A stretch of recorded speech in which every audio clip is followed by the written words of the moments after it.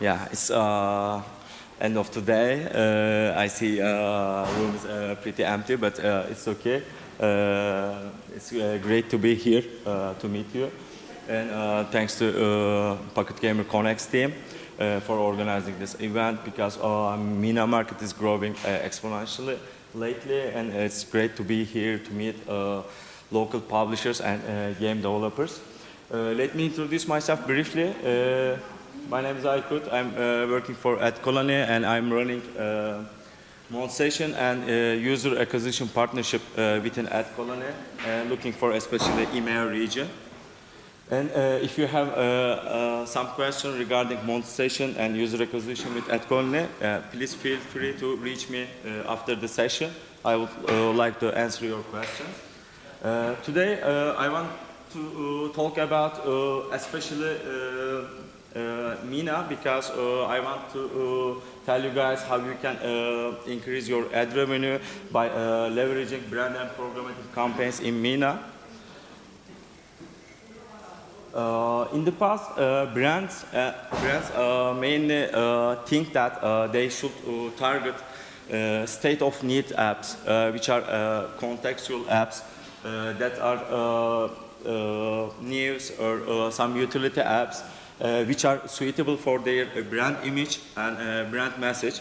But nowadays we see brands shift focus into gaming category, and this is because mobile gaming offers a mass market media platform with huge audience of engaged consumers, which is around 2.4 billion people. And that's why they aggressively invest in programmatic sites, because programmatic provides them to target a huge amount of users across all three apps and optimize the performance by looking at engagement and completion rates of these ads. And you can see that brand interest in programmatic site is increasing over the years. And this is important. Why brands invest in games, and especially in rewarded video zones, than other app categories. This is research outcomes from on-device, because brands realize that ad engagement in rewarded zones increase 3 times brand awareness, 3 times mind awareness, 6 times brand consideration, and 17 times it's not working, guys. Let's go. 17 times purchase intent. That's why brands are ready to invest in your apps and ready to buy your rewarded zones, and ready to provide higher eCPMs comparatively to performance campaign, especially in MENA, because this region is a growing region for brand and programmatic side. Sorry, I didn't make this.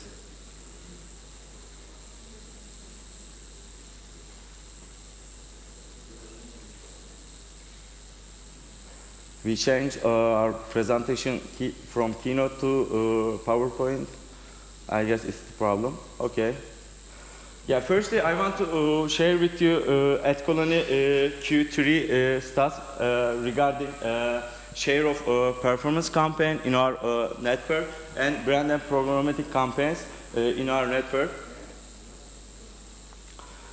If you look at the Q3 last quarter stats, performance campaigns deliver like 72% of ad impression in our network, and brand and programmatic campaigns deliver 28% of our ad impressions.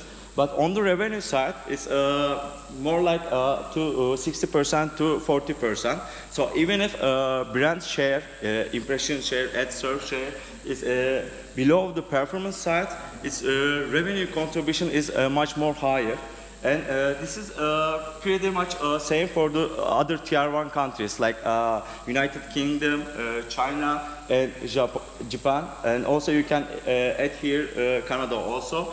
It's the picture is pretty much same. But when we look at the MENA, this is more interesting, I guess, in my opinion, for you here. Brand and programmatic serves 42% of the ad impressions, but it constitutes 60% of ad revenue. So it's clear that showing and benefiting from brand and programmatic campaigns for your MENA traffic is much way profitable than performance in the region. Because if you look at the CPM numbers, especially for MENA, and I am not saying this for just Jordan, you can think Saudi Arabia, United Arab Emirates, Kuwait, Egypt, and you can add other MENA countries to this picture. CPM level for brand campaigns is around $10 to $15 in MENA. But in performance side, CPM range is like $5 to $10. So it's way more profitable to leverage brand campaigns in this region, and you don't need to worry about install rate or ROAS of your users, because brands only care about completed video rates and engagement. And thanks to the latest technology, we know how to target the best matching users for brands, and that's why we can uplift your ad revenue in MENA. And I want to share another picture from another ad network. This stat shows Immobi's performance on brand side. When you check at the numbers, year by year, brand share in Immobi network has been increasing. Okay, yeah, this is a little bit different picture, because Immobi is more secure to brand side, but I can say that ad networks that are before pure performance ad networks like ironSource, I guess you are familiar with this mediation and ad network, which is basically pure performance ad network, now has started to build its own sales network and build sales houses to all over the world to increase its brand and programmatic share. So it's obvious for everyone in the market, brand and programmatic is growing enormously. So also I want to discuss a little bit about ad monetization strategies, and when I'm doing this, I will mainly mention about monetization models with AdColony, but these are similar models with other ad networks. Smart Floor, I guess you all know what is Floor. It's pretty much like this, but its difference comes from that it's maximize fill rate with a dynamic CPM range. So yeah, for example, if you have 1 million impression with 25% fill rate, and if you are taking $20 eCPM, in that month you will generate $5,000. But if your fill rate is 50%, and if you are taking $15 eCPM, you will be generating $7,500 in that month. So it automatically makes this by arranging CPM range according to fill rate and maximize your earnings and create a pop margin. Because it's always important to understand publisher expectation regarding their KPIs. It's not always a good thing to have highest CPM for your calls. It's important to have the highest fill rate with the optimal CPM number, then you start actually making money. Supply side deals and whitelisting is similar products. Supply side deals work for performance side. It basically aligns the best performing campaigns from app install side with the zones that are giving the highest install rate, and the zones that are good at finding the paying users. Whitelisting is important for MENA because if you have MENA traffic, what we are doing on our side, I talked with our brand and programmatic team and asked them to whitelist your specific zones which are sending us MENA ad requests and to provide you some fixed numbers which will be probably comparatively higher than what you actually taking right now. Because in also fixed price side, I can support this idea. Like right now, I want to give some details about prices in MENA region. For example, in Jordan, we have demand surplus, and we couldn't reach our brand advertisers to provide more traffic because they ask us like 10 million unique reach for their ordinary campaign. And we work with a whole biggest brands in the markets. And if you multiply this number with 10 brands, it will be like 100 million unique users. And it's 1/3 of the MENA population actually. So we are ready to pay high CPM numbers. In Jordan, you can think AdColony can provide at least $10 for your rewarded zones. In Saudi Arabia and United Arab Emirates, we can provide at least $15. In Egypt, you can think we can provide $11, and it will be always over the $10. And right now, Q4 has started. This is the term that brands and media agencies will try to finish their budget. So you can think that these numbers will increase towards the end of the Q4. So it's a good time to start thinking about your ad inventory and how you can maximize revenue from those zones. Header bidding is right now one of the top topic in the market. Everyone wants to try this, and every big publishers increase usage of header bidding day by day. It's basically programmatic bidding for every impression, and I need to say that AdColony is the one network that support header bidding, advanced bidding, open bidding, whatever you call, with all the mediations. I mean, if you are using ad mode mediation, you can use AdColony as an ad network, ad partner, and also we will support Google's open bidding. If you are using Fiber Favorite, it's okay for us. It's same for Iron Source, it's same for Uplifting Max, it's same for Mop-up advanced bidding option. So whatever mediation you are using, you can always consider AdColony as a partner on ad monetization side.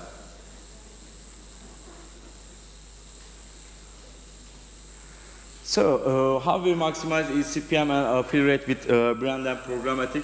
Yeah, I said too much brand and programmatic. Of course, we have a huge business from coming from performance side, and we work all the biggest publishers on that side.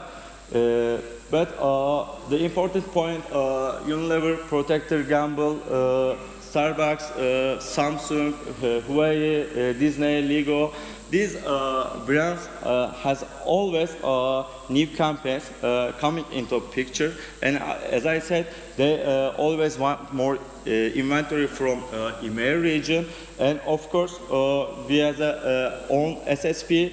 That means that other media agencies can come and buy traffic from our side.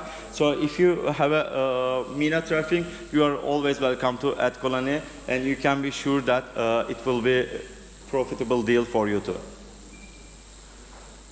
Choosing right ad networks for your inventory. Of course, on mediation side and ad network side, on performance level, it can be changeable. But we are the pioneer of this market because AdColony has started its business by providing rewarded video ads in 2009. And after that time, we don't focus only performance side. We also develop our brand coverage in the market.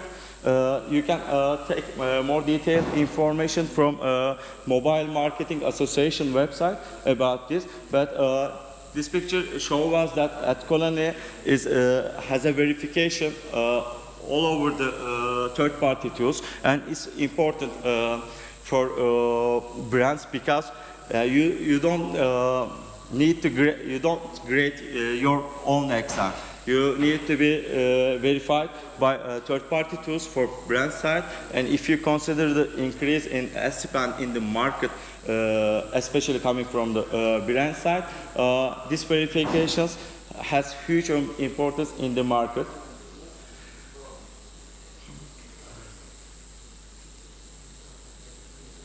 Yeah, Basturk. Yeah, supply safety is the next thing, because if you want to benefit from high eCPM numbers coming from the brand and programmatic sites, IAB announced 2 new specifications for supply chain to make supply more safe. App ADS TXT is for publishers. It provides you safety supply environment, and also it's respectable from the brand side, and it provides transparency in terms of which campaign runs on which supply sources. So we try to promote App ADS TXT from the start, because it provides a huge value in it, and it's important to fraud mechanism, to create a fraud mechanism regarding the supply chain. And if you integrate this ADS TXT to your app, you will start taking brand and programmatic traffic, and it will be mandatory in 2020. So it's always a best thing to be early adopter in this market. You can benefit in Q4 and also upcoming years. Yeah, thank you for listening. If you have a question, I will be happy to answer now, or we can chat after the session. Thank you. Yeah, so great. Have you got any questions, guys? Oh yeah, please go ahead.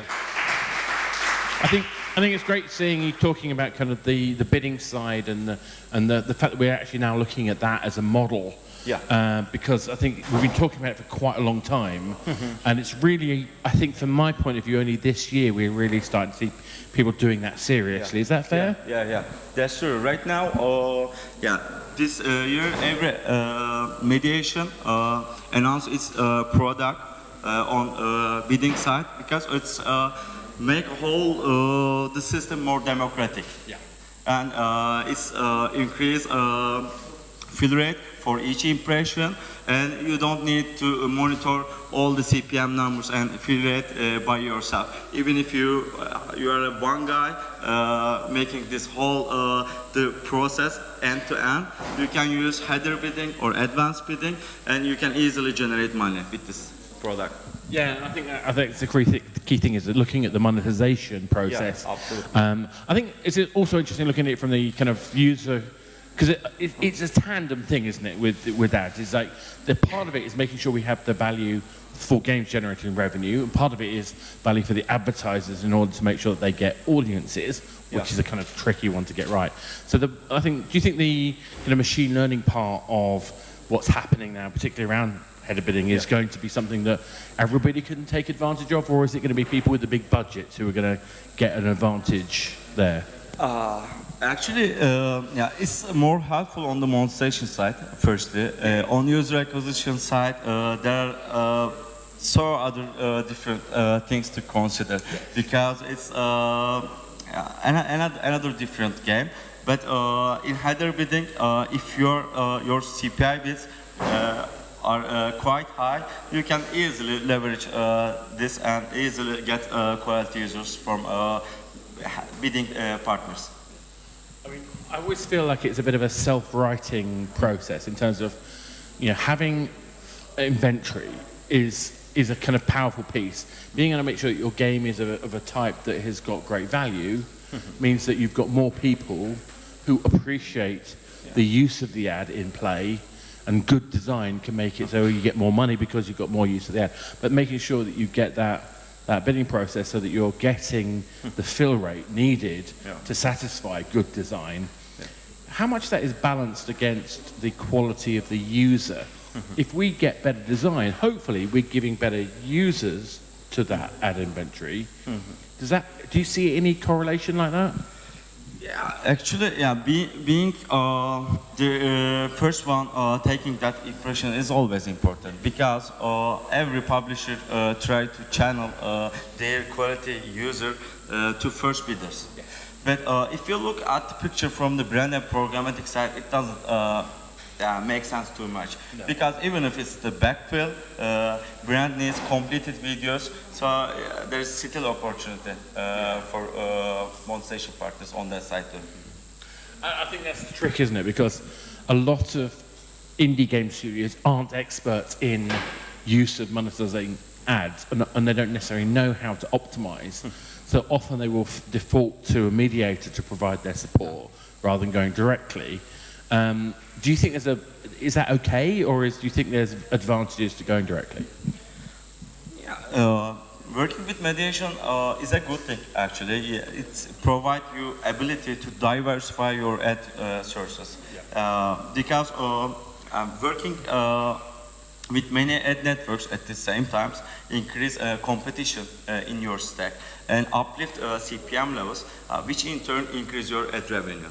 And you cannot be sure that one network will give you the highest CPM number and the highest CPM for all regions. For example, if you consider MENA study, not all the ad networks have this much demand for traffic from MENA region. And also it's same for LATAM and APAC regions, because brand and programmatic is growing aggressively in that market too.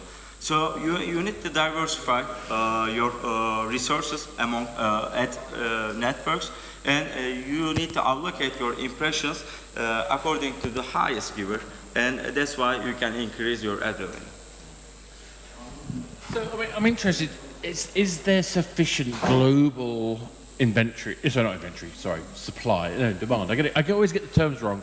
Is there sufficient ads out there that are sufficiently localized to really serve a market like MENA? Or are we seeing the ads supplemented with people who are global advertising partners? What's the balance between localized content and kind of global content? Yeah, actually, these creatives came directly from the local media agencies. So, for example, we have sales guys and sales officers and partner agencies all over the MENA, and they arrange their creative content and localize it. It's like 101 for creative arrangement for this. If it's localized, if it's touching the people in that specific region, then it generates engagement for brand side, and then it makes sense for everyone in the market. So what's the one piece of advice you'd give the guys who are starting to look at using ads properly to monetize? If there's one thing, what would you say that is?